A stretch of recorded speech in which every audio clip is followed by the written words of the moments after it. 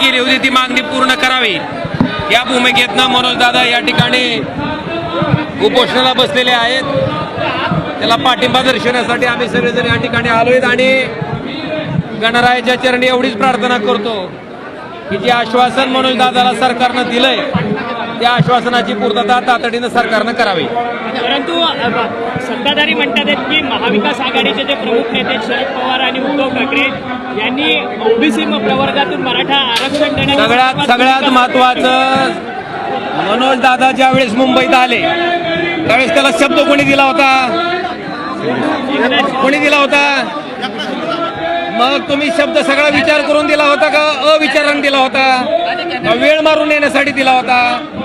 मला वाटतंय ज्यांनी तो शब्द दिला त्यांनी ती पूर्ण करणं गरजेचं आहे।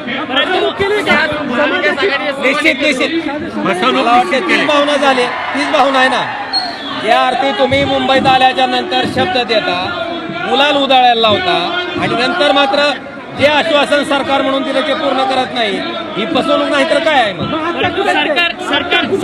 आता हा प्रश्न तुम्ही त्यांना विचारणं गरजेचं विचारला पाहिजे। मला आपल्याला एवढं सांगायचंय की मनोज दादा यापूर्वीही मुंबईला आले होते आणि मुंबईला आल्याच्या नंतर जे मनोज दादाला वचन आश्वासन तत्कालीन सरकाराच्या प्रमुखानं, मला सांगा गावातल्या एखाद्या सरपंचानं जर सामान्य माणसाला सांगितलं की मी तुमचं हे काम करतो तर विश्वास बसतो।